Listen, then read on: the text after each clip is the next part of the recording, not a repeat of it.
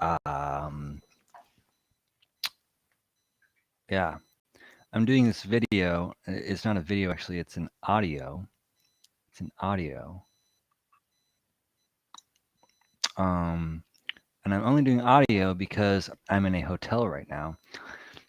Trying to find actually, I found some apartments I want to stay at.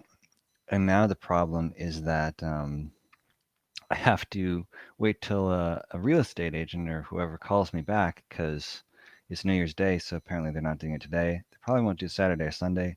So I'm probably going to end up burning another $250 at least on this quote unquote cheap motel. So if anyone's in Oregon right now and wants to help me not go broke, please help me not go broke. I will stay anywhere, considering staying in my car actually, but I can't sleep in my car. It's really hard for me to sleep. It's so uncomfortable because I have all my stuff in my car too, right? So I'm like halfway down in my seat. Anyways, so that's what's going on in this world. Curious what's going on with all of my listeners. Please call in. The call in option is open. We're just doing chat today. I mean, I guess you can use our video if you want, but I'm just doing chat. So if you want, you could just have your voice on the call. A true radio show, as it were. Because yeah, I don't have the streaming capacity for the other thing. If anyone also wants to, this is going to be a shorter show today. I can't do super long shows, but if you want to sponsor episodes of Intact Radio, go to Jordan Orell Patreon. It's also in the description of this video on Facebook and YouTube, and you can sponsor an hour of this show for $10. And if you want, you can choose any conversation topic related to intactivism that you like, and we will discuss that. And you can help me co-host the show. There's a Patreon reward related to this. If you want to become a monthly sponsor, that would be amazing. Right now I have a few monthly people, but not much. And so I'm mostly doing this out of the goodness of my heart. Yeah, would love to hear from any of y'all who want to call in. And right now I'm making rice. I'm making fried rice. I'm going to try to make fried rice while I'm on this call. So wish me luck. Right now I'm just cooking the rice itself before frying it. Not quite squishy enough, but close. Close. So we're going to talk about intactivism now.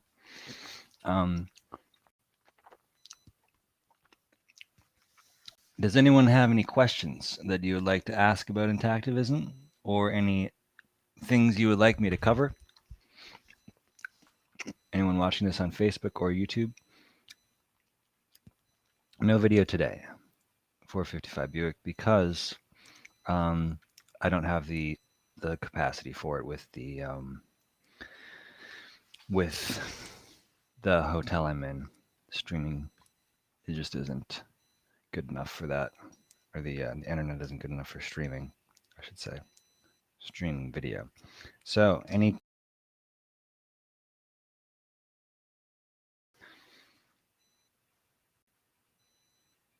oh man,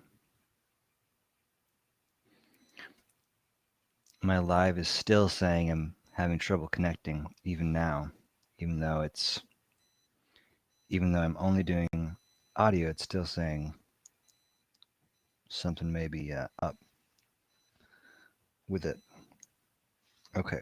Anyways, all right. If no one has any requests, the Red Blue Belt said, any more protests planned in Los Angeles? The one like the protest you did at the hospital in West Hollywood on November 14th weekend? No, I didn't. Well, I'm not in Los Angeles anymore. I'm in Portland now.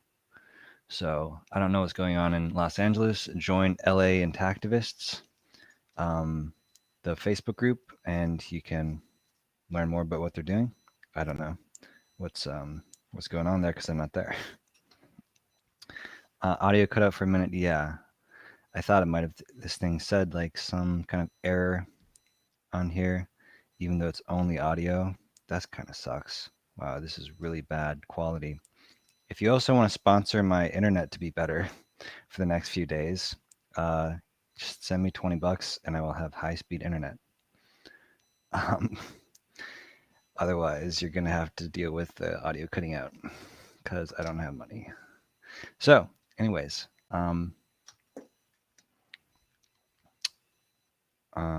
yeah.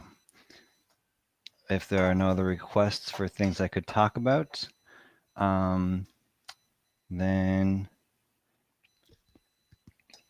my default is to talk about healing. That's what I was thinking about and talk about a lot. So I'm gonna mention something around that, which is that intactivism is intense. You know, I've been thinking like, could I do this full time? Could I just be a full-time intactivist? I think a lot of intactivists dream or think about that, and some of them do. No, I'm not coming back to Los Angeles because LA sucks. I don't like LA. It's not.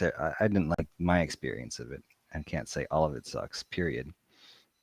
But I'm living in Portland right now. And where was I going with that? Oh yeah, I was wondering, like, could I be just a full, like a Brother K kind of Marilyn Miles kind of thing, just intactivized 24/7? And I'm like, I don't know if I could actually do that, if that's realistic at all, because for me, I am like so angry and upset about this. The more I engage with it, it kind of drives me like insane. And so I'm like, maybe I should actually do my Master of Social Work degree that I've been thinking about. I just realized that I can't do Uber and Lyft in Portland, unfortunately, because my car is too old. It's 2008, and you need to be 2010 or newer in Portland. Although I can still do food delivery, which is fine. The great thing about food delivery is no one talks to you, so I can actually just meditate while I'm driving, which is great for healing because I have to meditate at least like 3 hours a day just for maintenance to not become insane or suicidal. So so I don't know, but I'm really considering doing like a Master of Social Work degree just because doing intactivism 24/7 just like is it's intense. It's a lot of work. It's a lot of scariness or horror, perhaps is a better word, to confront on a daily basis. And you're just thinking about it more and more and more and how awful it is. I will say that if you do a lot of intactivism and are kind of being like really boss about it, I think your testosterone picks up, your other neurochemicals, serotonin and dopamine go through the roof if you're like a really successful intactivist, and that kind of helps with depression and other things. I noticed when I was doing intact community and kind of setting all of that up, I actually felt really good and like not traumatized at all, even though I was kind of thinking about this issue a lot. So I will say, if you can find intactivism that's really working and effective and also connects with people and feels like you're moving forward, that does really help to not feel so traumatized by it. Also, there's intactivism that's like front end intactivism where you're like talking to people about genital mutilation directly and explaining from square one like how horrible this is and why it's horrible and showing them videos of it and engaging with all the reasons circumcision is genital mutilation. And then on the other hand, there's sort of back end intactivism where you're organizing other intactivists, you're recruiting people, you're doing all this stuff that is like much more um, back end or what's the other word I'm trying to think of? It's like behind the scenes kind of work, and it's not so traumatizing because you're just like thinking about broad strategic components or how to attract people or how to build a community or how to set up a Facebook group or whatever, and that stuff's not so bad. Um,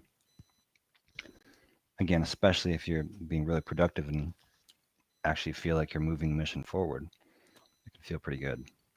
So, those are some of my thoughts on trauma right now and my own trauma. It's like intactivism and your experience of it really depends upon. Did I just have connection issues again? I may be sporadically having connection issues. I'm considering actually going back to Zoom because I think that might just also be less. Although before when I was doing Zoom, I had terrible connection issues and other people weren't.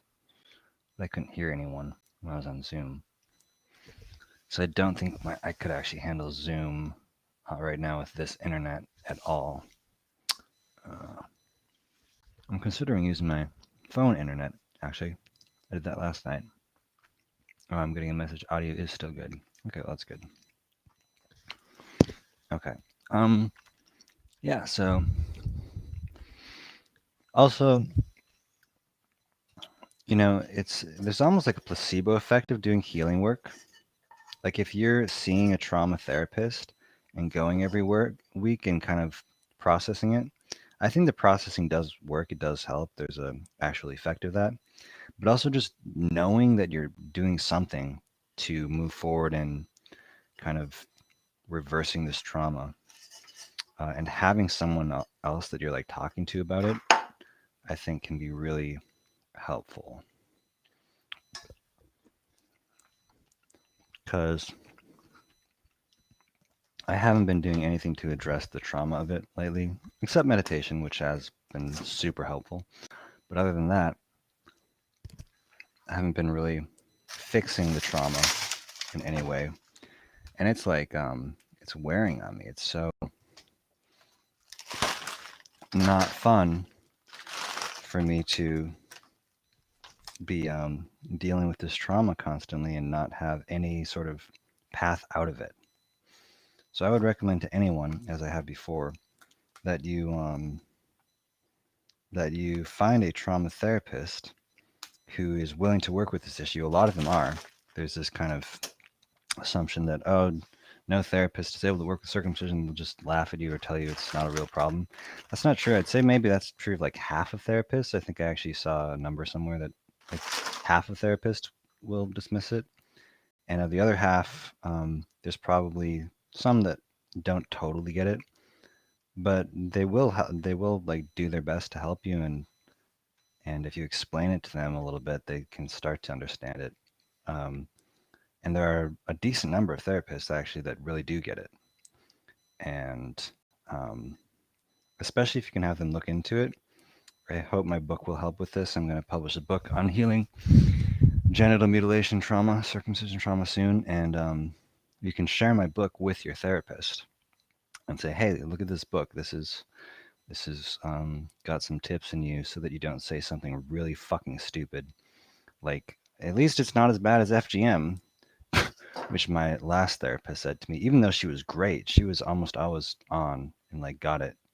She's like, "Well, Jordan, at least it's not as bad as female genital mutilation." Like, oh my fucking God, Amy, I want to stab your eyes out right now.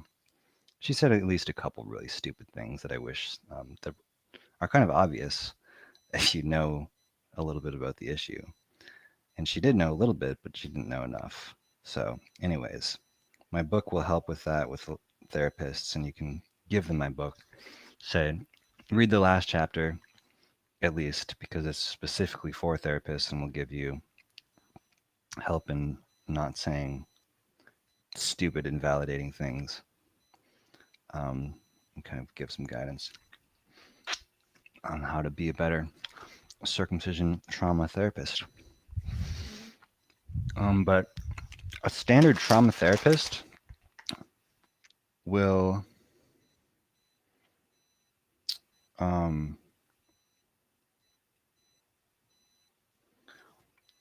a standard trauma therapist will be able to do most of what is required. So I'm trying to figure out the wattage of this microwave as I'm talking and cook this food. This is ending up being more difficult. Cooking something I've never made before while I'm making a YouTube video. Okay. We now have 5 viewers. This is actually working now. Before it didn't give me the number of viewers, which was really annoying. Now it is giving me the number of viewers. Kind of cool. If anyone wants to call in, please call in. I'm not going to be on here for that long today. There is a thing where you can call in the description of this video. It says call in to join the discussion on RESTREAM, and then there's a link right after that.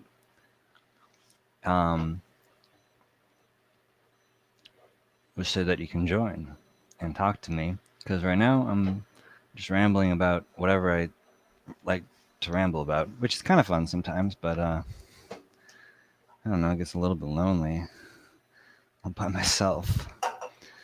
So call in. That's what I'm trying to say.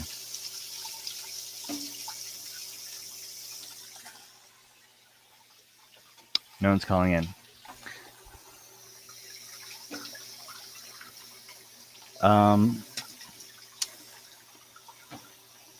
Request. I have a request for anyone watching the show right now.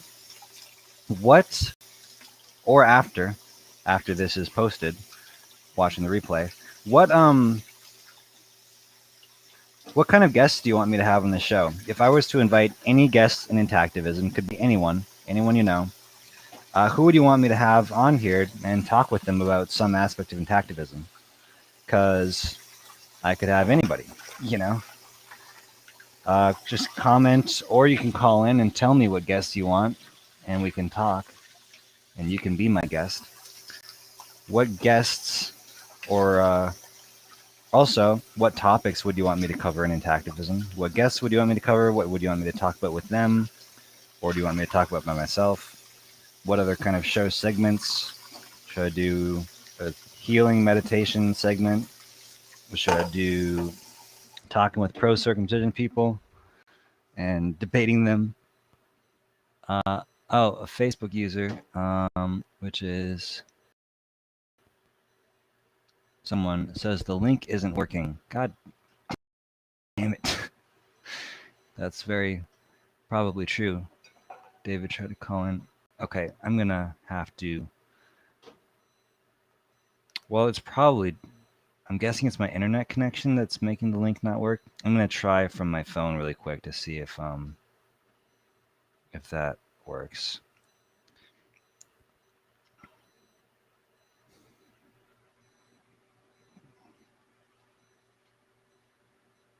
Anyone have any suggestions of guests you would like to have on the show, or topics you would like me to discuss?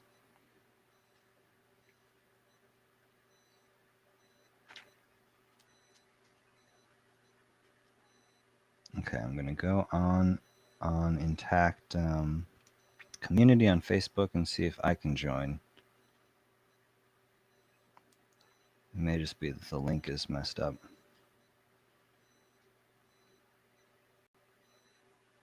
Okay. Join.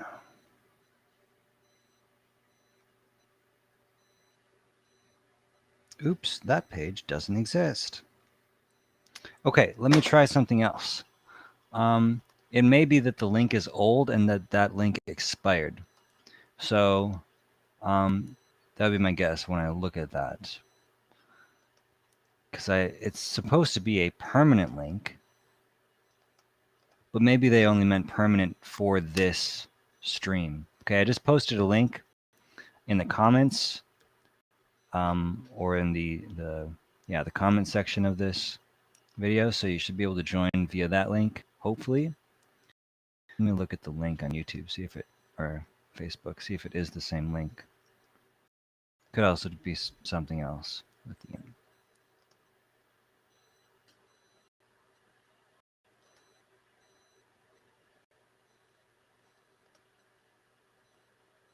Yeah, I don't know, actually, it might just be the internet. Because I just posted it, and it kind of looks like it might be the same link.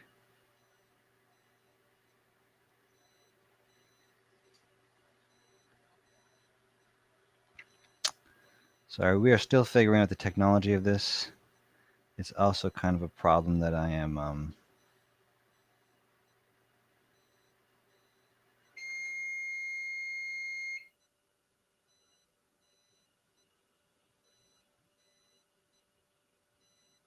oh my goodness, I can't see Facebook reactions on my phone because I don't have a Facebook app. It's annoying. Okay, David did call in. Okay, so it's in the comments now. So now you want to call in. The link is in the comments. We'll repost it again. Just try to keep on reposting it. So David is now here with us.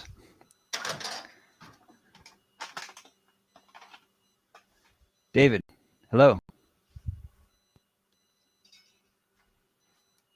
David.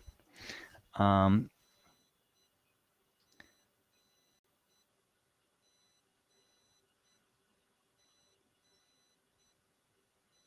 no, David is gone.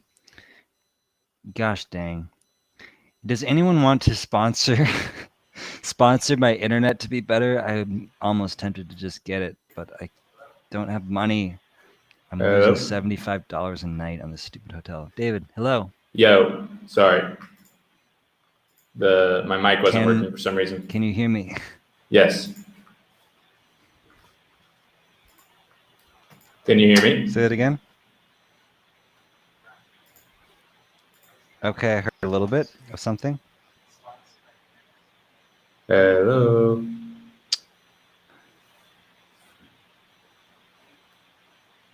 Hello? Okay, give me 1 second. I'm gonna turn on my hotspot on my phone and see if that works better, because that might actually do the trick. In which case, I'll just do that. Internet is.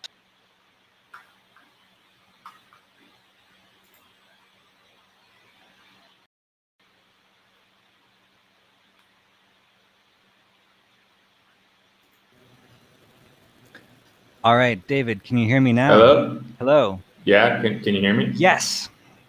I think it was your internet. Yeah, I'm on my phone now, so or I'm on my phone internet on my hotspot. So I guess that's significantly better than the hotel internet. So I'll just do that, I guess, and hopefully this should be fine then. Cool. Well, how you doing? I'm good. I've been watching. I keep missing the live show, so I'll do the recording of it. Okay, cool. Is it? Are you getting anything out of it? I'm like, that's a weird question, but yeah. I think the group discussion was pretty good.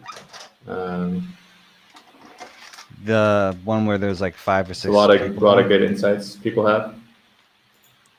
Yeah, that was the one where there were a bunch of people. Yeah, with the Brendan Murata.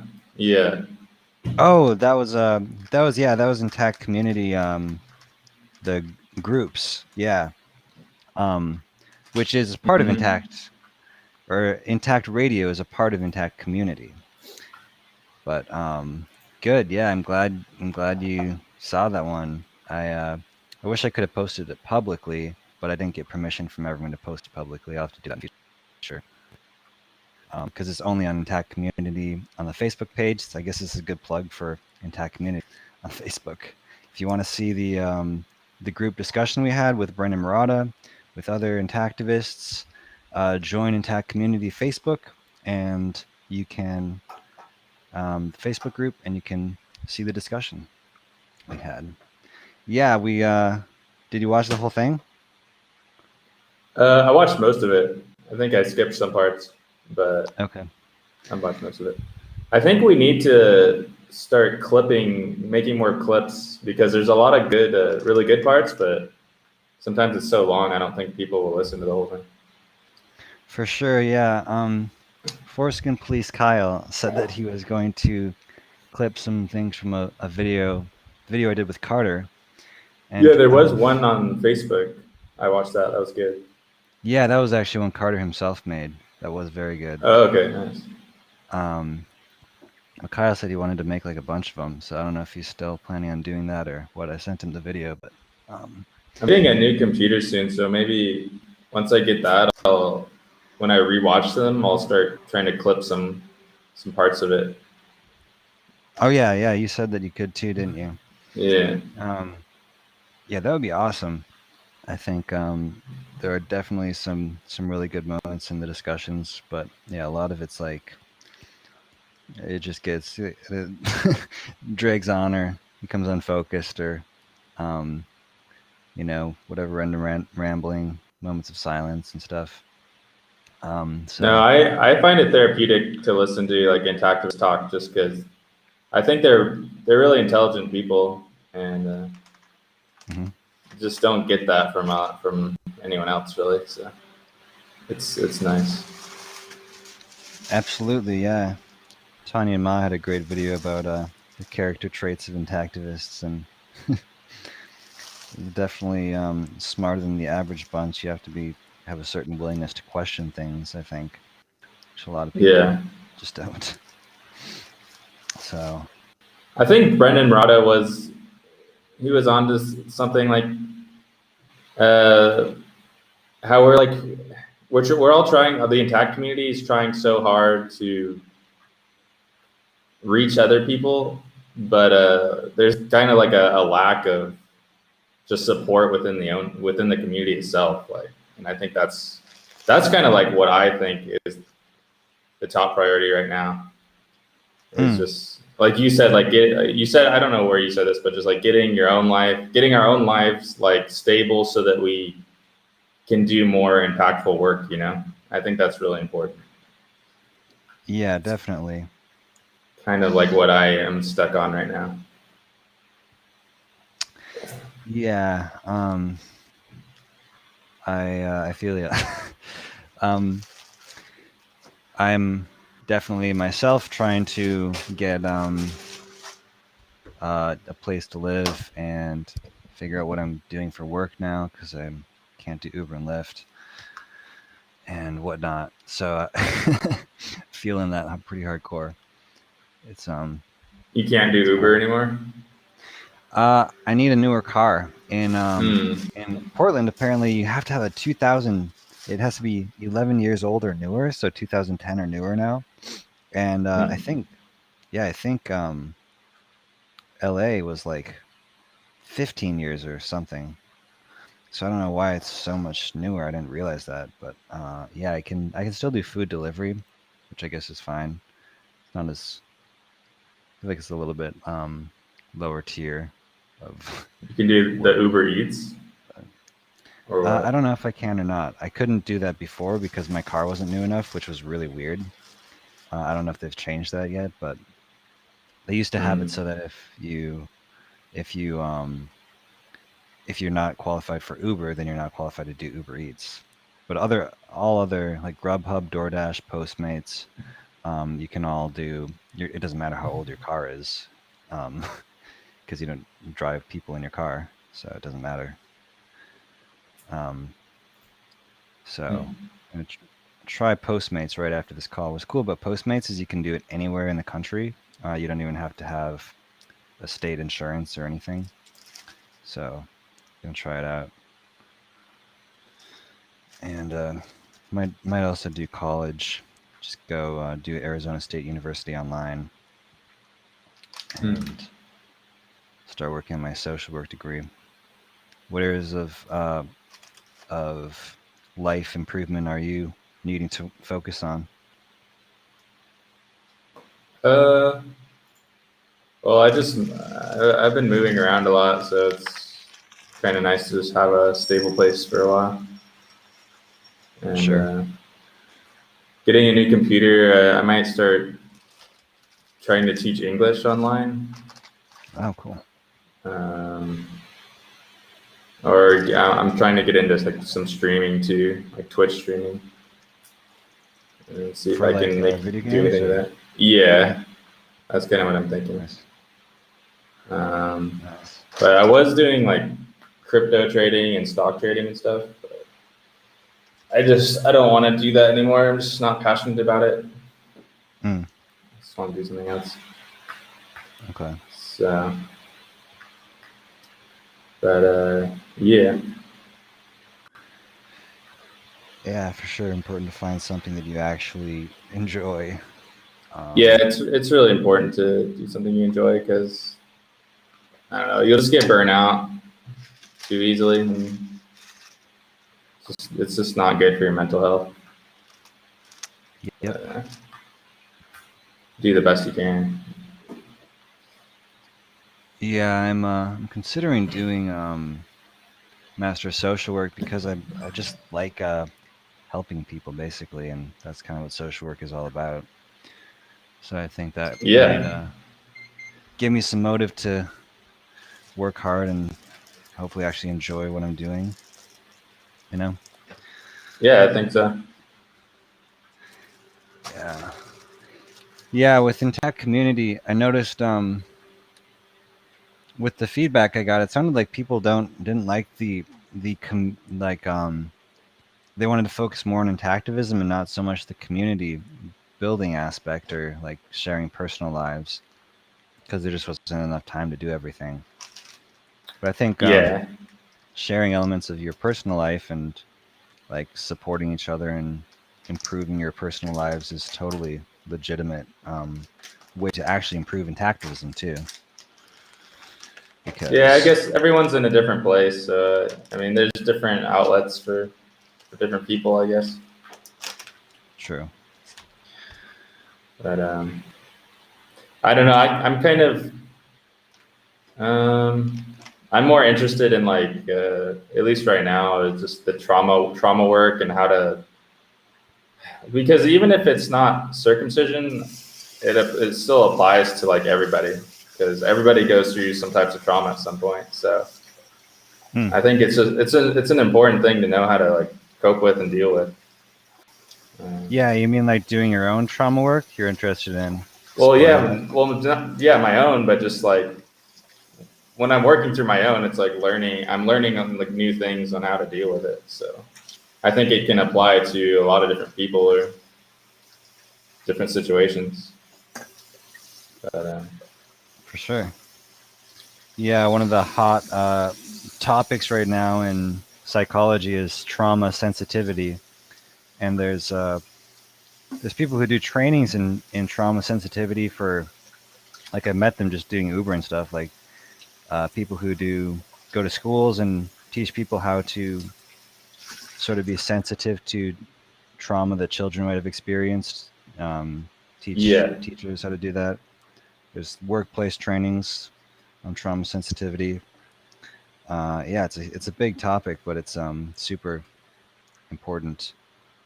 Uh, kind of kind of sexy right now, um, or in to talk about trauma and how it affects things. So I guess. well, I think it's really important to be aware. Like, I'm sure you can relate. Like, when you're really suffering through your trauma, like,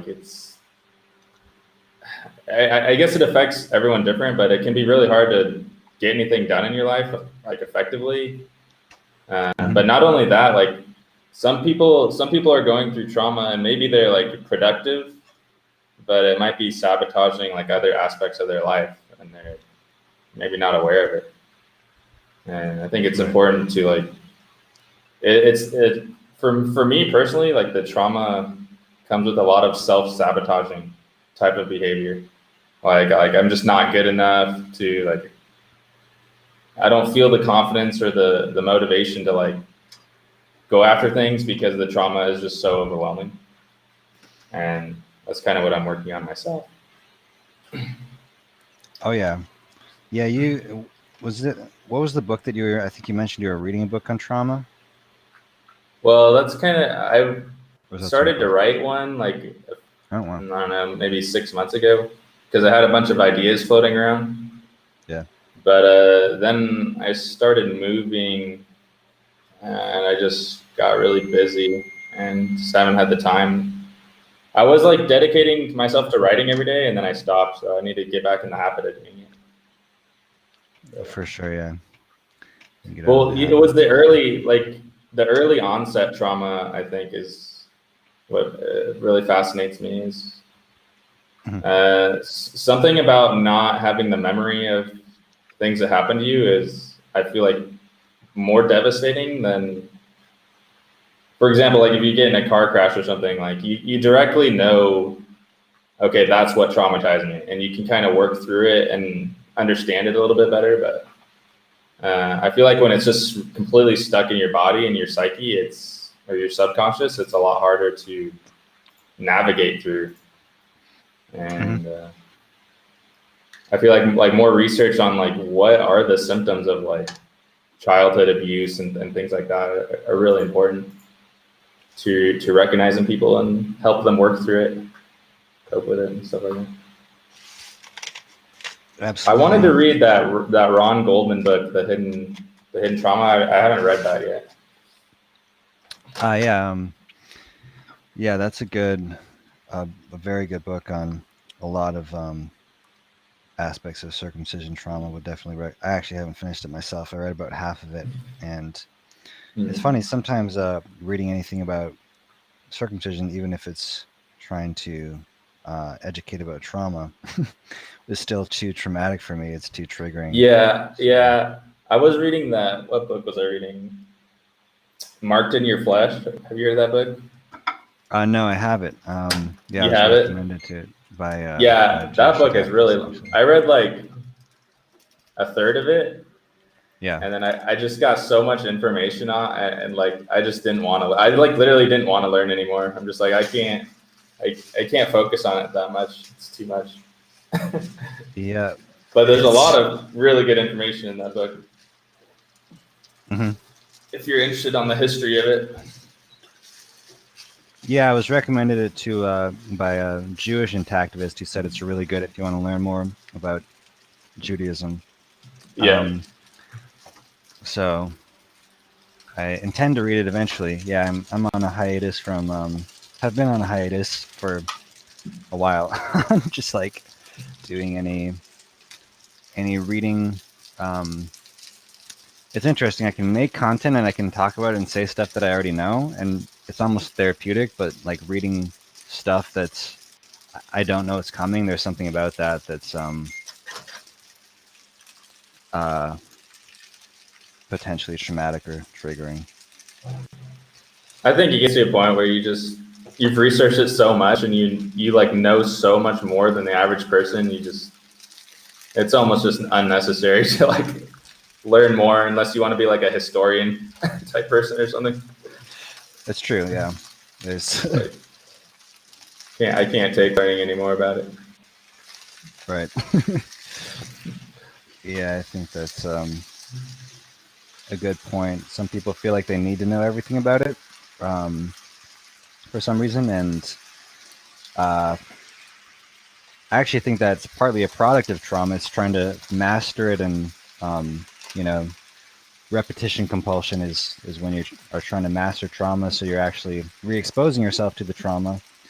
And the information itself is traumatic too. That's something I talk a lot about in my book, is that information can actually be traumatic, and learning about circumcision in itself is traumatic in addition to the procedure itself. And so you have to be aware of that when you're learning about it or educating. I think that's what I went through, and I'm like still going through that. Is you feel like if you stop traumatizing yourself, you're gonna lose out on some effectiveness of your intactivism. Like you need to be constantly angry. You need to like know everything about the issue all the time and be like on top of it. But at some point, I feel like it's just not beneficial anymore. Like because you have to be mentally healthy yourself. Like you like everyone deserves their own level of like mental stability and like comfort. And it, like you said, like just re-traumatizing yourself all the time is just, I don't think that's good for anybody. Right. Yeah, that's so important and underrated in intactivism, the awareness of how our mental state affects our ability to actually be effective long term, and burnout, too. Right. Effective in the moment, just because if your emotions are overwhelmed, then you can't really um, communicate clearly and be level Yeah. headed. But then also long term, it's like if you can only be an active for a year and then you have to block it out for the rest of your life because it's just so overwhelming. I Right. think that happens to a lot of intactivists, a lot of people who Yeah. try to do 100%. something on this and just like are like, okay, I can't do this anymore. Um, I've heard, I've heard that some people have said that happens to them. So, and had that be a threat to myself, just the longevity of being able to continue focus on this. It's like, I don't know. So, Yeah, you want to be acting from a place of calmness and confidence, and not from like. I think a big problem with a lot of intactivists is they do know so much that it gets very frustrating dealing with people. yeah, And you have to have when you're dealing with other people, you have to have a lot of patience and compassion. Like that they're not on the level that you are. Like they don't understand, and it might take a lot of time and patience to get them, maybe even to like any understanding, let alone like where you're at. So right. it's important to not to be happy, healthy yourself, and not be frustrated, and come from a place where you don't need them to understand, but you're just doing the best work that you can. Yeah, Yeah. absolutely. I think intactivism becomes people's therapy in a way. They try to Right. get their own healing or their own fix Yeah. through activism, and and Brennan Murat has been a great advocate for saying, for him at least, who's pretty, I think he's a pretty effective intactivist. He's had to really separate them out and do therapy separately, um, and then do intactivism as in just intactivism. And yeah, I was just gonna say something else, then I forgot what it was. About that. Also, my rice is on the board of burning, so I'll take that off the stove.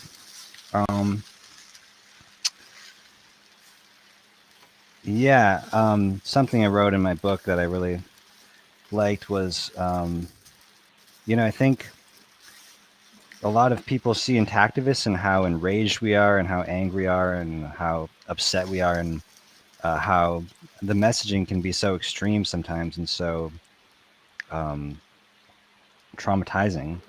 And people look at that and are like, oh, wow, these guys must be totally insane. There's obviously something super wrong with them. Um, Right. so they Right. just dismiss this because it's like there must be something wrong with these people to have these Yeah. crazy ideas about circumcision. Whereas actually, it's kind of the other way around, and it's really circumcision that's causing us to be to act a little insane, because circumcision itself is genital Right. mutilation and is so traumatizing that it does drive you insane. So, but people don't make that cognitive leap. You have to kind of meet them closer to where they are. It's just too far outside of their Yes. zone of ability to reach, both intellectually and emotionally. It's too threatening. They don't want to even consider that it might be something that horrible. Um, so I think that's important to um, see so that we can communicate to intactivists that actually it's making us less effective to not deal with our own trauma, not more Yeah, I effective. completely agree. Coming from a place of anger and uh, I don't know, impatience is always it's almost like a religious person when they're trying to preach to you. Like you know when they just have an agenda, right? And Mm. once you know it's just about an agenda, like you don't want to listen to them anymore. People need personal, like a personal connection of some way. That's the most effective the most effective way to get people to listen. But I don't know. It's everyone's also different too. Some people react. Some people can handle more aggressive types of behavior, and some people just shut off completely. True. So. Yeah, there's definitely room for all different types of activism, but I think we weight so heavily towards the more heavy-handed activism. Now, there's gentle activism too. I mean, Your Whole Baby is definitely pretty major organization that does gentle stuff. But in terms of men, there's not many men who are doing more gentle stuff. Because Your Whole Baby is mostly women. A lot of women in the groups and moms. But yeah, I mean, I don't know. There's definitely a place for all emotions. I think it's important to have like a platform for people expressing their feelings around being mutilated and how that affects them. Even if it's, I don't know if it's activism, but I've thought about doing like testimonial therapy, which is where you write out a testimony of how you've been affected by some event and then present that testimony. And that's actually a form of therapy. Because it allows you to express all these emotions, but then also have it sort of seen by the community, so that that trauma can be recognized on a collective level. Because it is important for the collective to recognize the trauma too. 100%, 100%. And that's something that is under-recognized. Yeah. Well, I think that's like what your YouTube channel, I guess you could call it activism, but I think it leans more towards, like what you said, like more therapy and a safe place for people to talk about certain subjects. And hello? Yo, what's up? You guys hear me? Yeah. Yes. Who is Hey, this? guys. Who are we I'm talking just coming in as Anon. Anon? Yeah. I mean, I put my Reddit handle in case anyone wants to message me on Reddit, but I just wanted to join the conversation with you guys. Are you from Facebook or YouTube? YouTube. Okay. Came from YouTube. I was sent the stream on Reddit, but I just I've been listening for about 30 minutes or so. I don't know, 20 minutes maybe. Is this streaming on Reddit, or is this posted on Reddit? No, sorry. I was messaged the YouTube link just by a buddy of mine that I talked to through Reddit. Oh, okay. Yeah. This is my first time on your channel. I'm new to all of this, actually. I'd say I'm about a month in to kind of, maybe a little more than a month in, learning about all of this stuff. Oh, really? Wow. Okay. That's cool. Yeah. Recent, yeah. Very, very new, very fresh. I kind of just wanted to throw in some, I think you guys have talked about a lot of important things, especially with the overlap between the trauma and the activism that has to take place.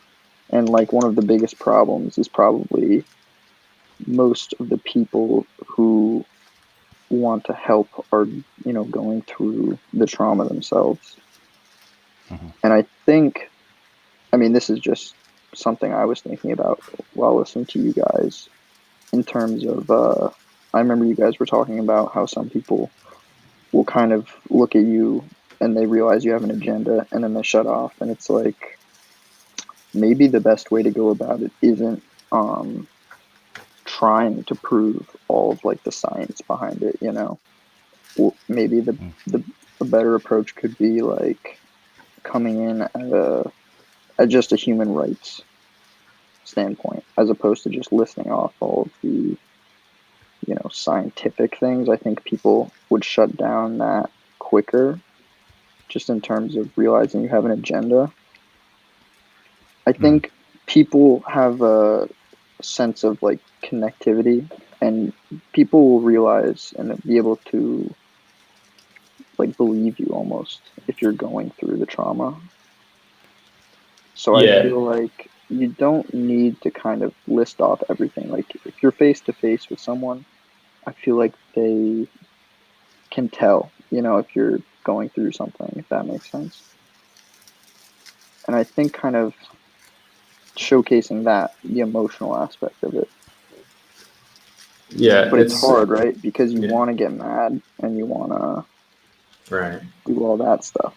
And you got to find the happy medium of being affected. Yeah, I think what Jordan said about like sharing your experience, because people can like whatever, they can debate the science even though it's not really debatable, but Exactly. they can try to debate it, but they can't. If you have a personal connection with someone and you're talking to them face to face, they can't deny what your experience is. Exactly. And I think that your own testimony is always going to be more powerful than just listing off a bunch of facts. Because I completely you agree. can get those facts online. Like if you're really willing to research it, you can learn everything you need in 5 minutes. Or I mean, you can find everything you need in 5 minutes. But people are just not interested. They're not interested in learning. So yeah, I think you're completely right. Which is why you have to work on yourself every day. Like trauma work is like a daily thing, and you have to have some sort of routine or something that gets you into a positive framework to where you can do work from. Like even if it's not in activism, just day to day, like having a good life, having like a decent life. You have to learn to cope with your trauma and get yourself to a good place every day. Absolutely. I think talking about it and all the communities that have been created are extremely helpful. Yeah, absolutely. But yeah, there's definitely a certain amount of, people who don't want to know the truth. Either that or it's just a level of like, if you're a 50-year-old dude and you think something your whole life, and then you're told this horrific pretty much truth, it's not really going to be something you're easily going to believe. It's almost like your subconscious is trying to protect your brain from the impending trauma of what could be Absolutely. the actual truth. And that's why I Absolutely. feel And like that's actually a side effect of trauma itself. and that's why I feel like maybe the best way isn't to be Sorry, you preaching can go all of ahead. the science. But I don't know. I'm obviously new, so I don't know nearly as much as most people within the community. Not in terms of like the science, but just in terms of intactivism and what's going on in the world, like how people are intactive. This is I'll be honest, this is my first time kind of I guess being a part of it. I don't know what you would call this, but Yeah, for sure. Participating I think in a way. another important thing would be like, since everyone who's trying to do this is going through the trauma, there's a certain, it would be super helpful if we had like more allies, and it's like you see that with like what's a good example? I guess like rape victims. It's like no one's gonna dispute that those people are going through something. So I think at this point in America, or the whole world really, like we're so connected, it's more just about, sorry, I lost my train of thought there. It's more about just getting people to believe you on an emotional level, and then they'll be your ally, and they don't need to question the science as much. But obviously I do know that's important for getting parents to be aware when they make that unfortunate decision for their child. Yeah, Carter Steinhoff is someone who has been on the show before and made a similar point. So I think you are onto something. He talks about he's one of the best, if not the best, personal talking to people about circumcision person that I've met, and he really has this whole thing about how what you have to do is be totally emotionally vulnerable. That's like his main kind of point. You have to be totally open with your experience, as well as like the physical, like actually explaining it, like explaining emotionally is part of it, but then you also, I mean, you do have to show that you're not just overreacting in some way, because there are crazy people who react to random things in different ways. But being able to do both, kind of show your emotional reaction to it and show how it's actually affecting you, and then also explain sort of the anatomy of the foreskin and what's lost, and Right.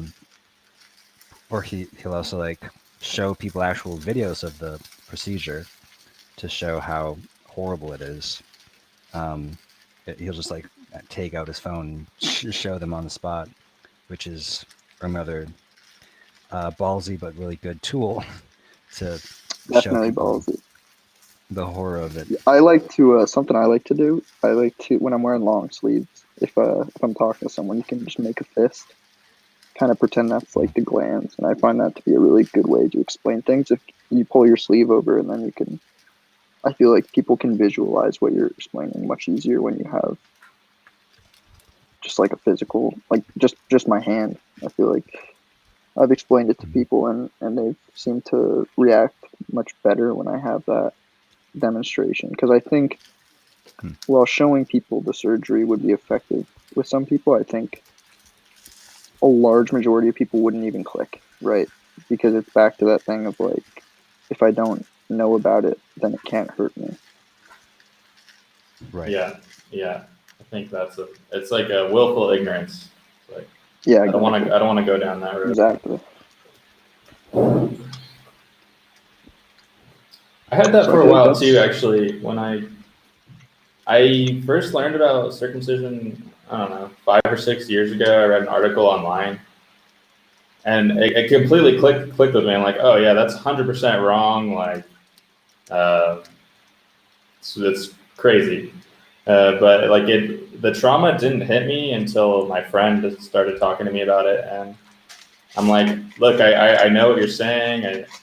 I already understand it, but I don't think you should go down that road. I think it's like I'm like, I don't think you should like focus on it too much. It's too devastating. And I started doing like more and more research, and then I really like my anger and trauma started getting more involved, because I guess I got more of a scope of what I was missing, and that's even why like sometimes I don't want to even, maybe this is wrong, but sometimes I don't even want to inform people, just because it's just like I'm opening up this huge trauma rabbit hole for them, and it's like I almost feel responsible for doing that. If that makes sense.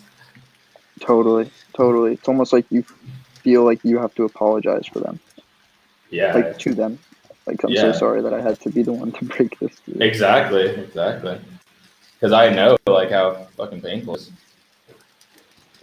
Yeah, that was one of my main issues for the first 5 years that I was dealing with it. Is I have an insanely I don't know if it's empathy or just being too nice or whatever, but I'm not good at doing anything that might be offensive or harmful to anyone in any way. And so it was really, really insanely difficult for me to start talking about it for that reason, as well as because of my own trauma. But which brings me back to why I started talking about it, which is because I went through the trauma work of actually processing that trauma. And after I had kind of processed my own trauma, I was much more able to talk to other people about it, because I wasn't so terrified that there's no way out, because I knew that I could show them, oh, if you're traumatized by this, if this is upsetting, then you can do EMDR, or you can do other forms of body therapy, and it'll kind of help you through that. So I almost came to a place where like the willful ignorance thing is a very selfish act, because maybe it's beneficial for you, but like what about the next generation? Like, you know what I'm saying? It's like That's why it's important, though. You know. It's like you have to suffer a lot to get to that place of like, I just want to help the next generation because it's the right thing to do. Yeah, I know, and it's so annoying that people think we're just like angry, like almost like incels, I guess you could say. It's like, yeah, they just invalidate us because they see the emotion or whatever. Right. Jessica Rigdon on my first podcast said it really well and kind of actually opened my eyes a little bit to a different way of thinking about it, which is it hurts the child much more than it's going to hurt the adult's feelings. Having the children's genitals mutilated and then ad infinitum to the future generations is infinitely worse than harming one adult's emotions, even if it is traumatic for a certain number of men. And it's not traumatic for every man. Not every man responds in the same way at all. So my brother learned about it and seems to be fine. He's actually a porn star now. Yeah. And so, I mean, he's restoring, but he's actually, a lot of men aren't as traumatized by it as at least as I am, which is an extreme amount. I think also that could have to do with maybe personal experiences that you've had. I know that I can speak to it. Like, I never knew about all of this, but when I read about it, it was like it all clicked, you know? Yeah. Almost like flashbacks to like all of the problems that you know, like chafing, whether just like uncomfortable during the day, because you just think it's normal. You don't question exactly what seems to be so obviously normal. So that when you do learn, it's like, holy shit. That's what I was trying to talk about, Jordan, with is the early onset trauma is much more difficult to deal with, because like if something happens to you as an adult, you have a before the event and an after the event. And you're like, okay, I was normal before, and now I'm having all these problems. But the early childhood trauma, it's just like you don't have a different like a way of separating who am I and what is the trauma. It's you just think you are the trauma. You think that's your personality. You're just fucked up, and that's how you are, and there's nothing you can do about it. It's really a really tough thing to deal with.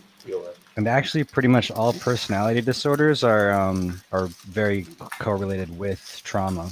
Borderline personality disorder is the biggest one. It's almost totally caused, as far as we understand, by childhood trauma.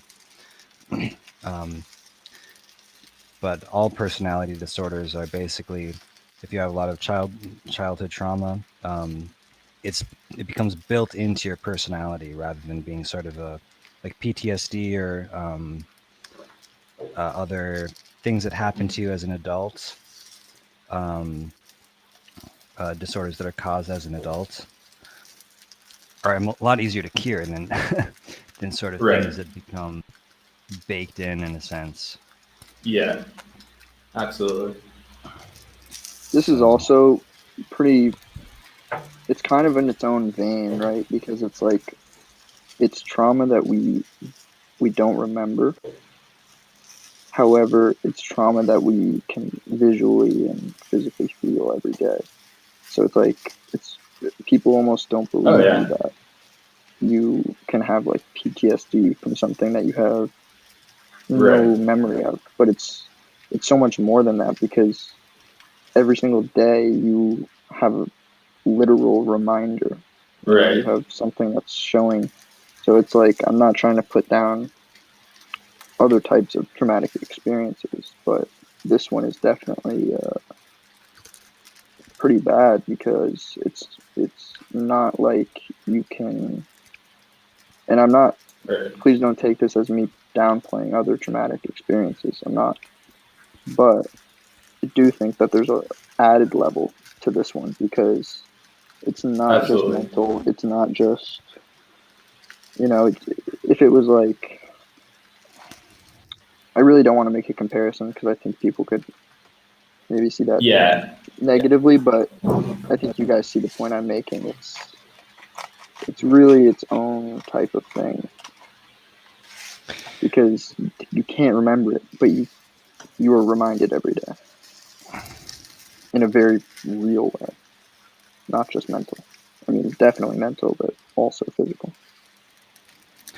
For sure. I mean, that's part of what makes it so hard to treat too, is because it's re-traumatizing you in a sense every day when you're having to deal with your cock and you're manipulating it and you're going pee and you're having sex or masturbating or whatever, and you're having to deal with the consequences of it. I think a lot of men can't understand how this could be traumatizing to a guy if they're circumcised and they're fine with it, because they don't perceive how it's affecting them. It's affecting them, but they don't realize how it's affecting them. Once you're kind of aware of it, you can be much more attuned to how it's actually affecting you. Like you said, you kind of wake up to, the chafing, or it burns when I pee, or I need lube, or I have trouble getting off, or whatever it is. There's a lot of different consequences. But once you learn to relate that to circumcision, then it's can actually constantly be triggering you, basically. Anytime that you think about your own body or your experience of sex or anything like that. So yeah, definitely. Yeah, for me, like, I've had so much anxiety and depression in my life. That's like starting when I went through puberty, and so I was a complete drug addict. Just tried to kill myself many times. All this fucking insanity, and I feel like a huge part of it came from that trauma. And I would be willing, like, if I just had the physical part back, I would literally I could forgive all of that in like a second. Like, all of that would just mean nothing to me, even though it was like a decade of just pure hell. I could just forget about it. But the fact it's like a permanent scar on my body just makes it almost unbearable to deal with. And that's kind of, I think you're completely right. It's very poignant. Absolutely. That's I think that spoke to so many men's experience of it. Yeah. The fact that that's what I think restoring can help with that. Obviously, there's the two sides of the coin to it because it's a constant reminder. And obviously, I'm very new, but looking at pictures before I started definitely helps me stay level-headed and kind of remind myself that I'm doing something positive. Yeah. That's actually the main reason I had to start restoring. Not even the physical part was like, whatever. I needed to have that daily thing where it's like, I can take some power back or something over my physical body. Oh yeah, I think for me, I would say it's 75% mental, 25% physical. Yeah, because I know like it's gonna take me like a decade or more to even get to like a point that I'm remotely happy with. But it's just like, that doesn't even matter to me that much. For sure. What was I gonna say? I was gonna say something else. I think another thing too is like, if about the early childhood thing, if you grew up, hold on, let me go to another point too. Like, another thing with a circumcision trauma, like, it doesn't really hit you until you're sexually active. Like, and I feel like you don't really get the full traumatic effect until you get into your like 20s or even 30s. And by the time you're 30, you lose so much feeling, and it's really hard to cope with, because it's like, I don't know, I have to live Physical another 40 feeling years with or this. mental feeling.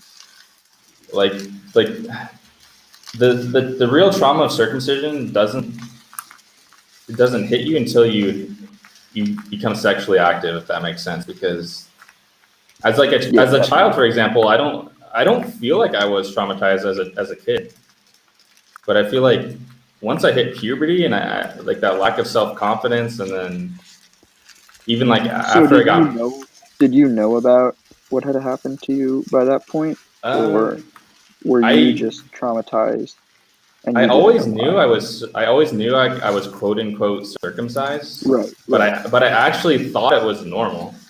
Like, and I never knew that there was a scar. Like, I never knew that was a scar. I thought that was normal. Like, that's just what I thought that's what I thought as like a kid, like a 6, 7, 8-year-old, whatever. Yep. And Are you American? yeah.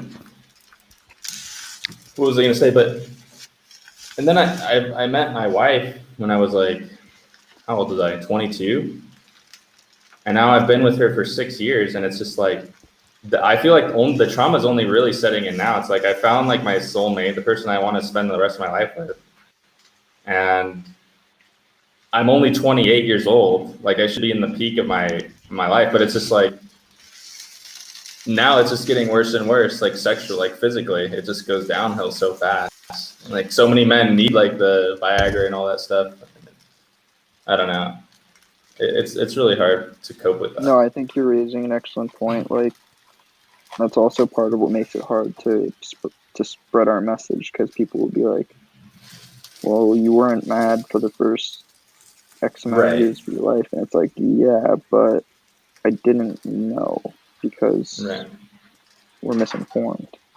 Not even misinformed. I would say uninformed.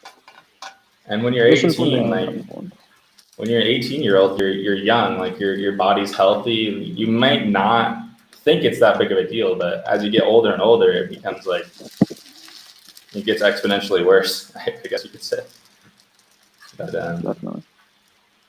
And then the other thing I was gonna say was, if you grew up to be an adult, and then you went to a psychiatrist, or you were talking to anyone, and then you said, oh yeah, my uncle used to beat me and molest me as like a 5-year-old, people would immediately like have compassion and understand your behavior. Like, if you were having sporadic behavior or something, they'd like, oh yeah, well, he was beaten and molested as a kid, so obviously, But with circumcision, it's just like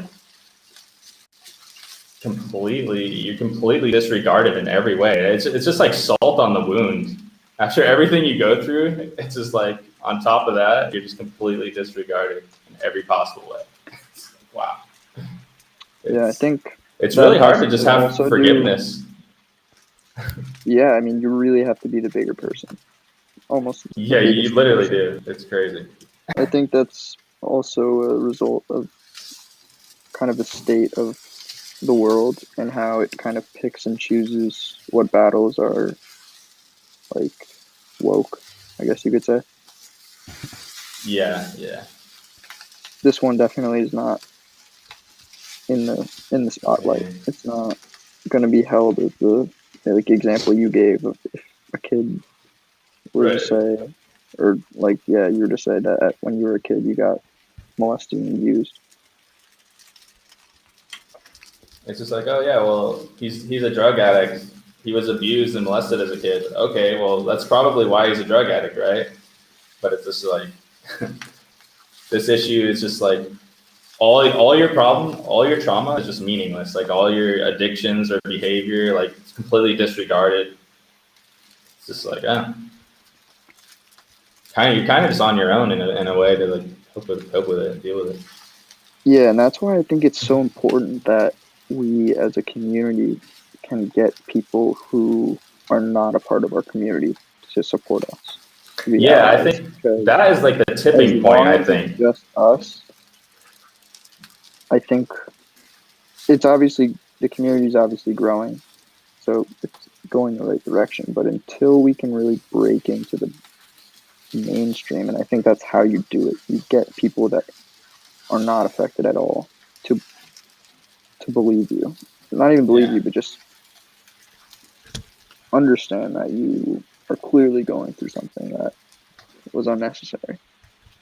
Yeah, I used to have that talk with my friend too, and it's like, there's so many problems in the world, especially now, like so many huge problems that we don't have too much of an impact on. But circumcision is the one thing that is so easy to fix.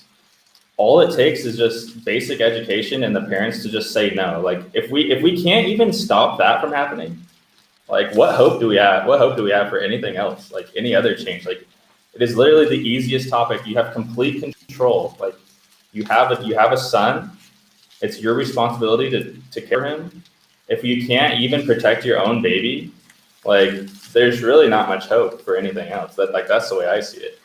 It's kind of sad. So do you think it's a better angle to reach the public before you go for like government?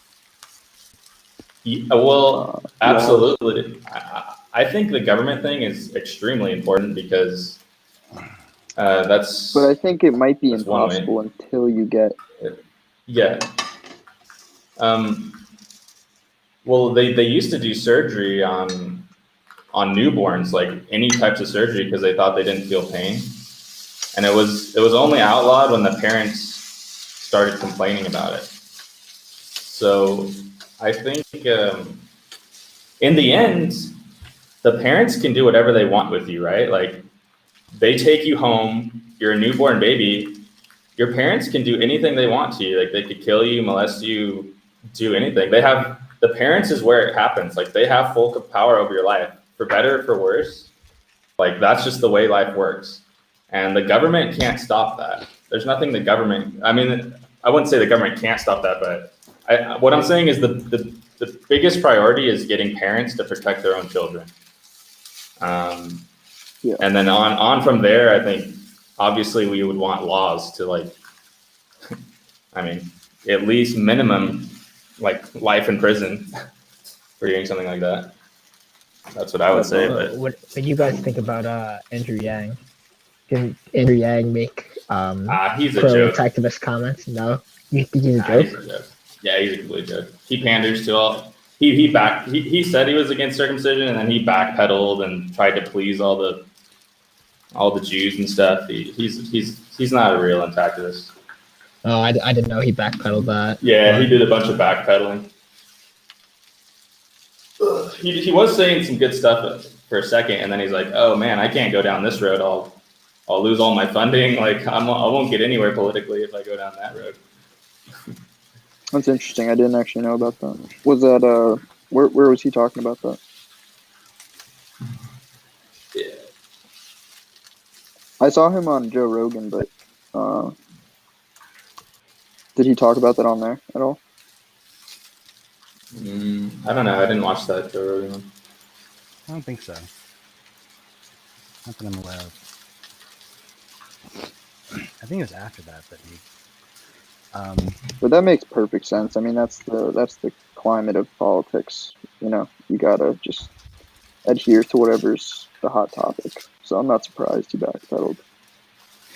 Yeah, I don't feel I feel mixed about it. I think he's not that aware of the issue. Brendan Murata's position was kind of that, it's probably more accurate that the first thing he said, which directly contradicted the second thing he said, was probably more true. And that, maybe it just wasn't the sword to die on. He wasn't, he didn't have enough support to make a kind of bold statement like that without it derailing his campaign, even more than it already was. So I don't know. Politically, it wasn't necessarily the wrong move, even if it was morally the wrong move. So, but I would say that I don't think he's as aware of it as any of us, or I think he saw American circumcision, or I know he saw American circumcision, and I think that's the extent of what he was aware of. I don't think he knew really. Is that a film? Yes, his documentary. It's on Amazon Prime, I think, right now. Still was on Netflix, but no longer. Oh, really? They took it off? Yeah, it was on there for like what a year or 2 years. Wow. Dude, I thought it was a miracle it got on there at all. Like I was really shocked. I was about that to it even say got that's on very surprising to me. Mm-hmm. there. That was cool though. I watched that when it first came out on Netflix. I was really happy with that. Yeah, pretty awesome. Good overview, or at least introductory overview of the topic.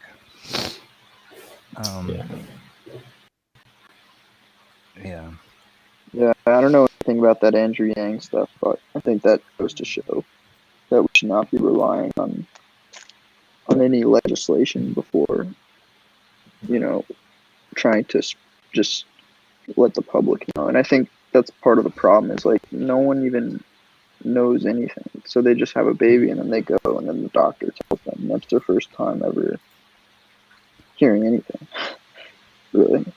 So then it's like, okay, I believe you, and then they do it. But it's like we need to at least put the seed of thought into their mind. Like, hey, like maybe just read about it, as opposed to like giving them the info. It's like, hey, just like spend some time on your own before you go talk to this doctor, because they are not all knowing. They just are diligent readers, good exam takers, steady hand. They're not that much more capable than you and I, if at all. Yeah, completely agree. Yeah, I agree. I think the politics is probably going to follow where public opinion is, and that's probably what has to change first. I thought it was really cool though that Yang talked about it at all. Actually, I wrote him in for that reason. But no, I thought so too. It's better than nothing, I guess. That's for sure. Definitely, yeah. I don't think it's ever been talked about by a presidential candidate ever. Yeah. In the history of that is the world. That's crazy. It's better to not shine any light on it. Yeah. Any mention of it is just it's too risky for them to even talk about it. Yeah. Because it doesn't take much education to realize it's completely insane. You could research it for about 20 minutes and it's about all it takes. You would think, at least. I know, but I think maybe there's no way you can watch a video about it and then still be indifferent. I mean, if you look up just circumcision, I feel like most of the articles will be positive/neutral, but absolutely never will they be neutral/negative or like just plain negative. You have to dig deep, or not dig deep. Include keywords in your search, like trauma or something. I don't know. I think that's part of the problem is like people just not getting exposed to all of the information. They're getting exposed to just one side of it.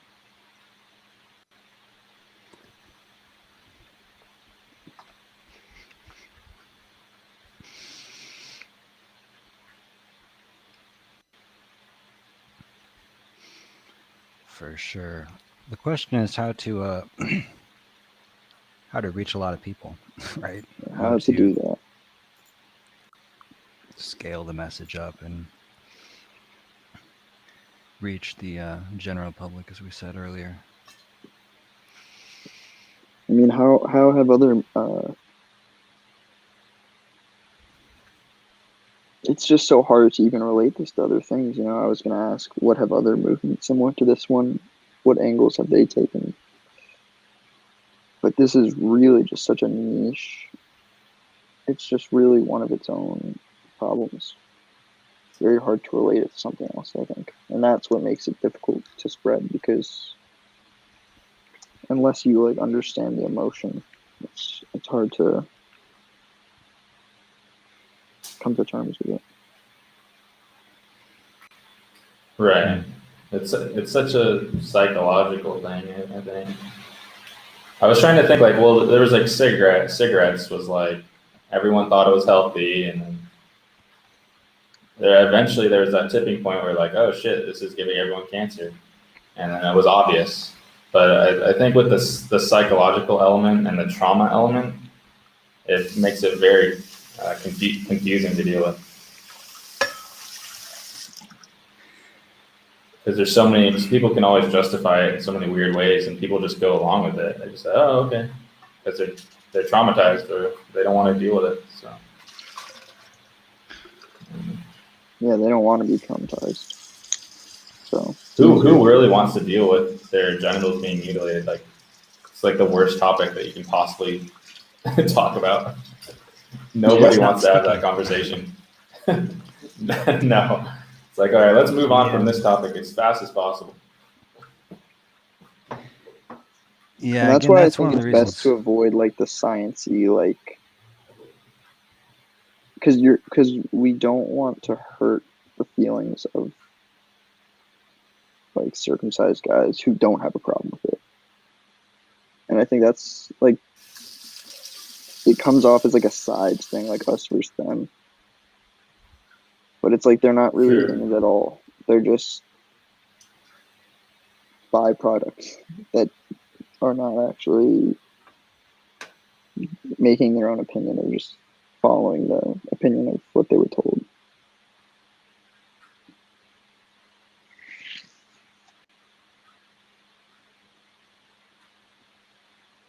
I think we hit on a good thing earlier where it's just like what Jordan was talking about is about being vulnerable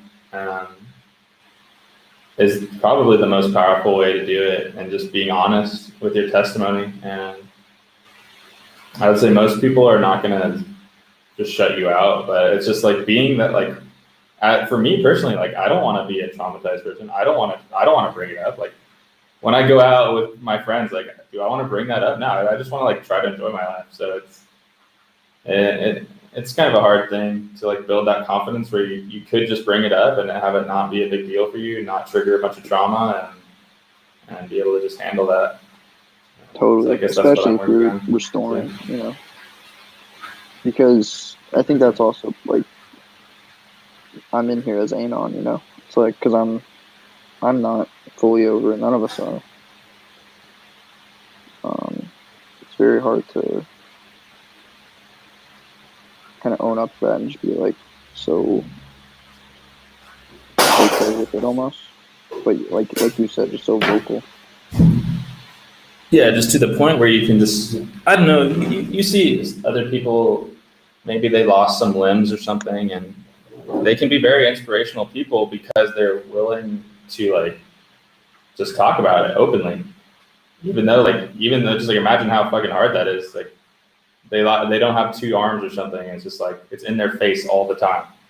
It's like building that mental resilience to just face it down without like it just crumbling your day, basically, without it just ruining your day.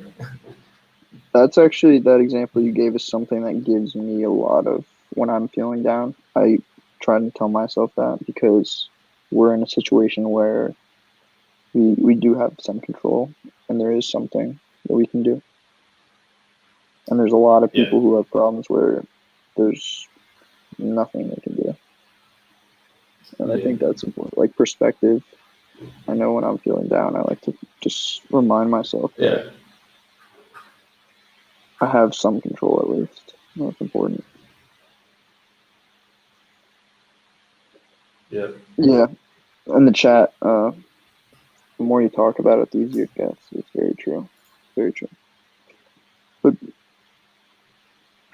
yeah, I've brought it up a couple times with like friends. It's not always easy to, even when, you know, I don't think I was bringing it up at inappropriate times. I feel like the conversation, like it's obviously doesn't come up normally in conversation, but it wasn't a complete non sequitur. But even then, it's not easy.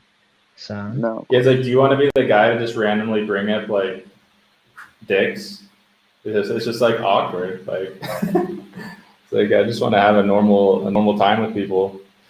like constantly bringing up that. But that's part of the thing that is making it not a taboo thing. I think that's what you're talking about. Is like we have to get to that point where it's not taboo to talk about, and I think that's a really hard point to get to.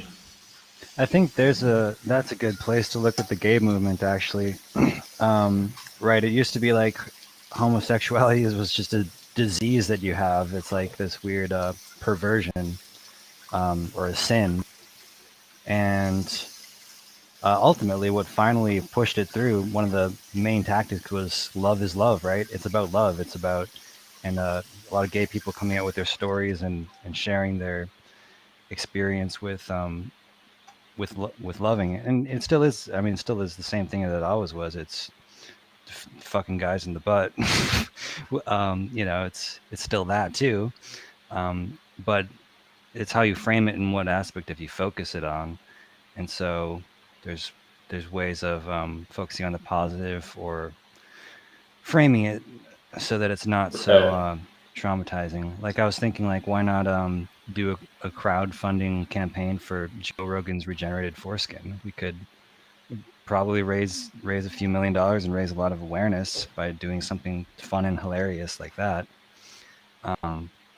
By doing a right, like a campaign where it's like donate $5, help Joe get his foreskin back. It would be hilarious, but it would also actually like make people think about it, because you could legitly say everything that we're saying and explain why the foreskin's important, but from kind of a positive, fun, quirky sort of way. Or you can also come from the angle of we're protecting babies, like, right, we're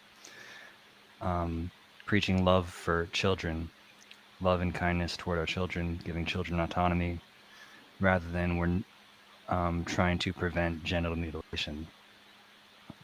So, or you can focus on foreskin regeneration or restoration or what have you. You can focus on how you're kind of working through your own trauma and healing. And I don't know, I think there's always a way to try to make it a little bit more palatable so that people don't shut down so much. Mm-hmm. Yeah, that's a good point. I saw. Sorry, go ahead. Oh yeah. Well, on that, I saw. I forget what I was looking up, but I was looking up something activism related, and I saw some poster or billboard of some sort, maybe like a virtual just image slit, and I couldn't even it said something abrasive along the lines of like circumcised men have never had sex or something like that, and I didn't even want to finish reading the rest of that. I think we're kind of talking about doing the opposite tactic of that, is preaching love and not scaring people. I've seen some activist material that the purpose was to scare people, and I personally thought the scary stuff was very not effective, at least for me. I didn't even want to look at the rest of it, so.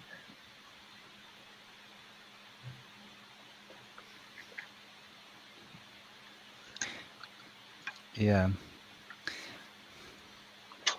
I think it just spreads easier, is my opinion. Not always. Sometimes, I mean, it's definitely good to be vulnerable and show. I think that's actually a good angle to come from. Someone was saying this the other day, coming from the angle of sort of mental health and like, this is about men's mental health, right? This is about men being able to be vulnerable and evolved and admit that we're hurt by something. I think it's actually a very positive angle in a way, because it's like saying that we're helping men to be vulnerable about something rather than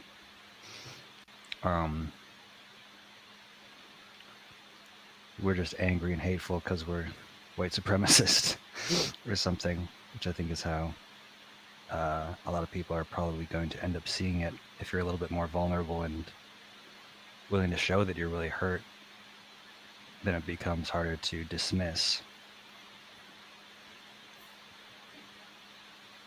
But just, I don't know, some men are drawn to more angry and rageful comments. probably just not people on my YouTube channel. I think that's a valid strategy for works for some. If you're a more angry person.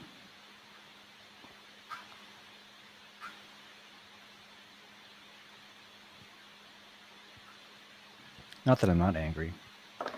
I get angry. I just I try to like stop being angry when I am angry. Or my impulse isn't to like attack people or be aggressive, because that's just too traumatic for me.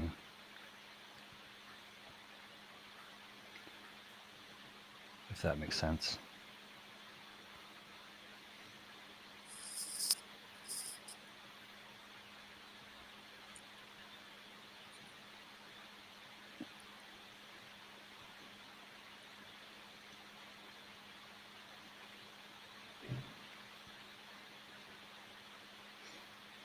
I gotta go soon, guys. Gotta go work. All right, well, I think that was a good talk. Absolutely. Glad I pretty much you both shot out what I wanted to get out. And So my logged out. audio stuff was messed up. If you leave, Jordan, does the stream keep going or does it shut off? It will have to shut off because this is through my phone, and the phone is going with me because I have to go work. So the internet will be off. I feel like we had a pretty productive convo. Yeah, I think that's enough information for me for one night. But I really enjoyed talking. It really helps me to get some of those thoughts out. It was nice to talk to you. About it is very important. You know, starts with us. Yeah, you should come back to the stream. Yeah, is there like any scheduling to this or? And Jordan, you should keep doing this even if it's depressing at times. It's good to keep going. For sure, yeah. Right now, or maybe if you can't do it, we can get like some guest hosts to take over. Like if you're working or something, that'd be a good idea too. Sure. When can you start? Whenever, I guess. Cool. Yeah. If people are interested and will come, then I'll do it. But if I'm just gonna sit there like talking to myself, then people have been coming pretty much every day. Yeah. Oh, so and I think you were asking way earlier before I joined the call, like who we would like to see, and honestly, I would like to talk to someone who's pro circ. Just like, because once you can maybe move those experts, then the rest will follow. So yeah, I think that's a great idea. But like I don't really know how we would. Do you have any like access to people that you know are openly pro? I don't think there's a lot of like coherent, like educated people who are pro circ. Like it's hard to find. There was one guy actually. A lot of ignorant people who are pro circ. Channel for a little bit. Who was Circumcision Choice is the main. It may be the only place where you can find some people who are actually have a lot of information and they and are very pro choice, circumcision choice for parents. Yeah, I think it would have to be someone who's informed, not just someone who's ignorantly, like I feel like they would have to know at least the anatomy and stuff like that. Yeah, I could do that. I'd have to go track them down, but I mean, obviously only if others would be interested. But I know I'd be interested to at least get inside their head and see what they're thinking. For sure. Well, the people who are educated about it have pretty different ideas than 99% of people who are pro circumcision. It's actually a pretty different viewpoint. So it's difficult to find those because it's like once you know, you shouldn't be on that side. Yeah. It's all from ignorance. That's the only way they get it through. People being completely ignorant about it. I mean, there must, but I guess like doctors would be a good start, you know, because it's like they clearly know what's how the anatomy works and stuff. And there's no Not dispute. necessarily. No, they actually don't at all. It's kind of hilarious and sad. I guess I meant like they know if you were to say the word like keywords like glands and stuff. I don't know. I guess they know what a That's what I foreskin mean. is, but That's they what I don't mean by know know, anything about it. not knowing what we know. Yeah. Yeah, in my experience, they don't know anything more than the common person knows, actually. I mean, I guess glands, but that's just the same as head.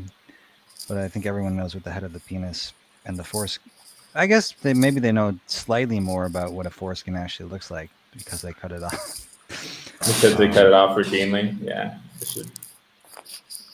A lot of people haven't even seen it before.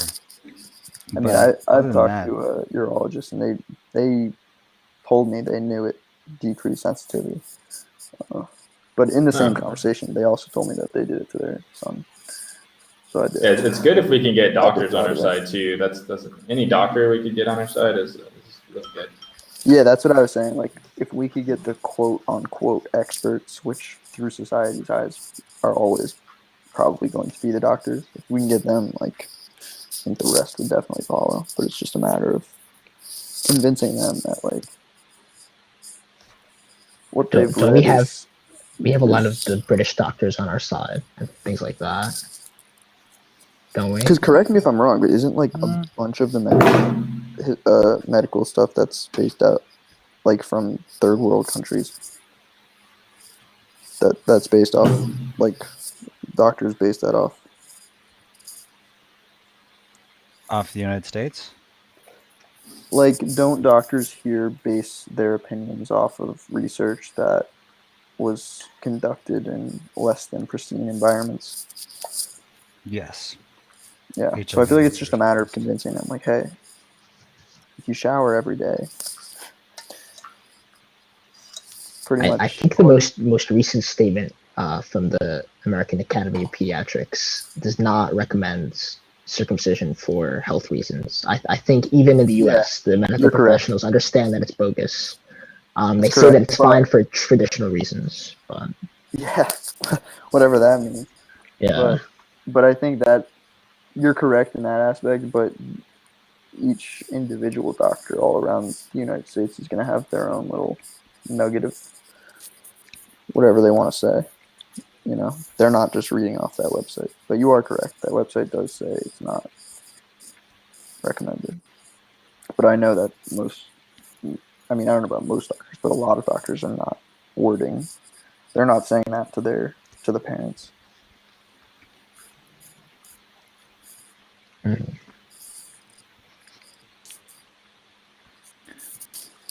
Yeah, there's a lot of politics that goes on in hospitals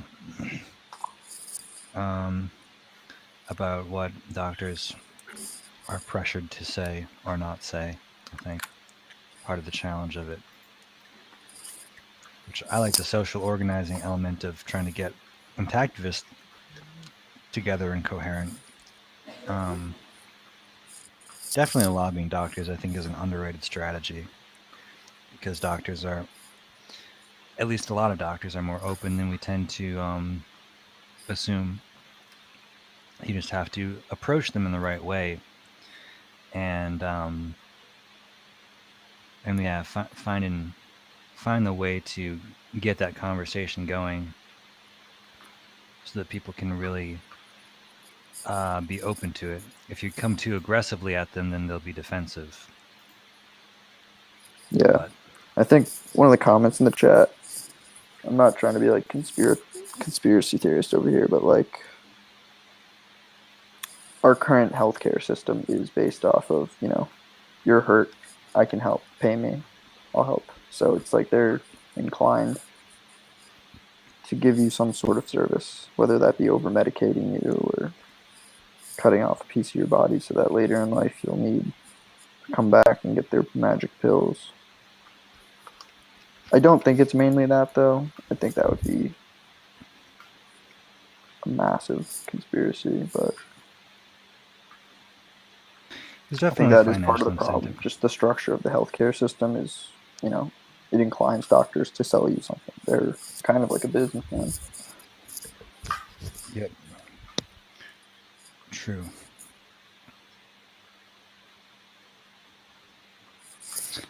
All right, I gotta go, guys.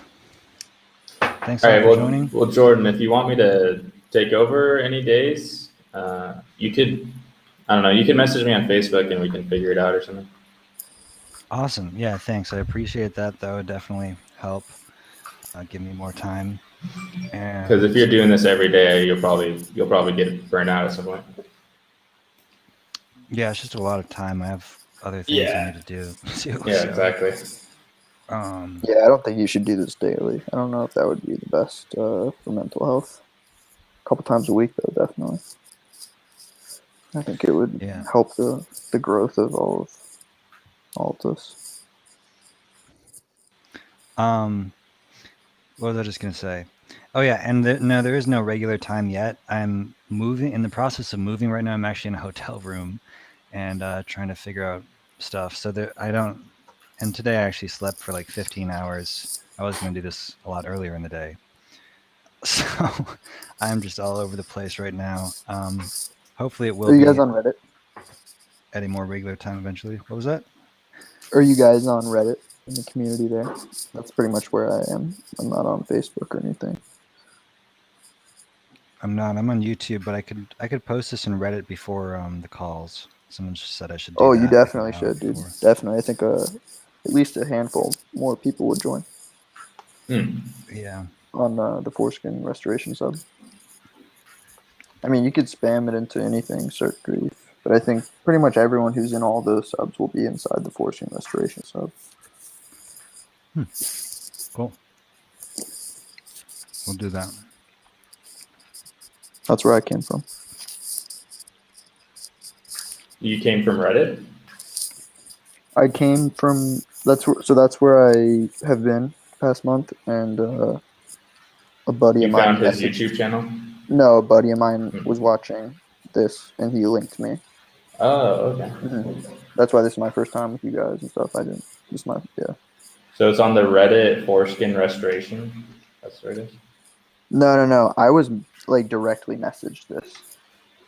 Oh, okay. What I'm saying, yeah. So I'm suggesting that Jordan does make like a public post on that subreddit, but I'm saying that like myself, I was just directly messaged the YouTube link Okay. from a different person who's watching or was watching.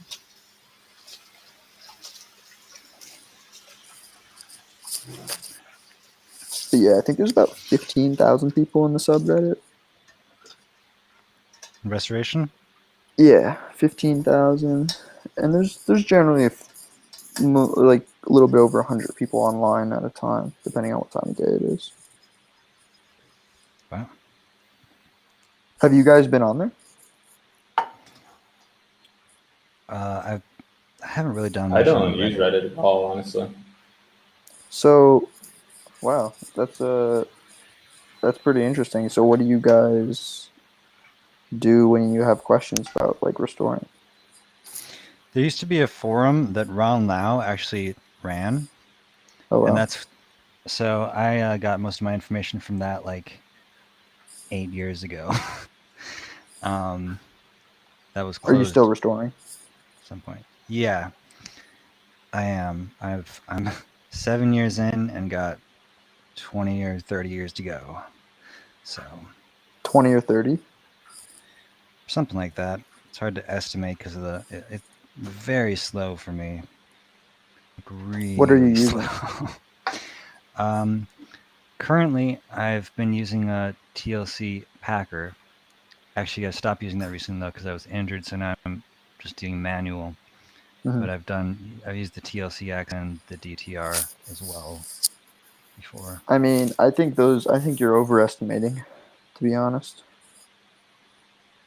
I mean, I don't know what your daily routines are, but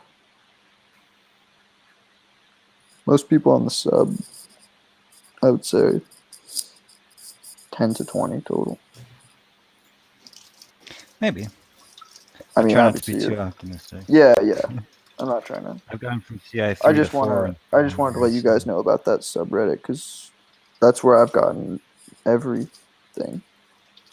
I always refer people there from Foragin. And then after I refer them there, they're like, fuck Foragin, because everyone on Reddit is anti-Foragin. But it's whatever. I'm just nice like that. For Gen or for like restoration? Foragin, they're doing foreskin regeneration. Yeah. Heard of them? Mhm. But people are really cynical on Reddit about Foragin for some reason. I don't know if that came. Well, I think, yeah, like I wouldn't say be cynical about it, but just don't. I would say don't bank on it. You know, like don't wait for it. That's For what I sure. would say. If someone's going through the trauma, I would say just start off with the manuals. If you don't have time, buy a device. If you can. Yeah, that's what I tell people. But you guys should definitely join that community. It's like it's been really nice for me to be able to just kind of be in a community. It's normalized it for me a lot, I think. For yeah. sure. Check it out. Oh, and join Intact Community if you're on Facebook. I'm not on Facebook. Wow, I don't trust that fuck shit. you. I don't trust you. I don't trust you if you don't trust Facebook. I am Facebook. Just I kidding, am hate Mark Facebook. Zuckerberg. This is just a ploy. Yeah, but if I you don't guys know. ever want my handle is my Reddit handle, like my thing on here, ATX32pop. That's mine on here. Gotcha. All right. Talk to y'all soon. All right, man. David will reach out to you about the thing. Sure. Sounds good. Well, guys, I'll probably Alrighty. talk to you guys somewhat soon. Yeah, try to thanks, get guys. back on here. Definitely, I definitely will. I'll get on that Reddit and try to advertise Yeah, on there. I'm actually really surprised you guys aren't on there. It's a great place.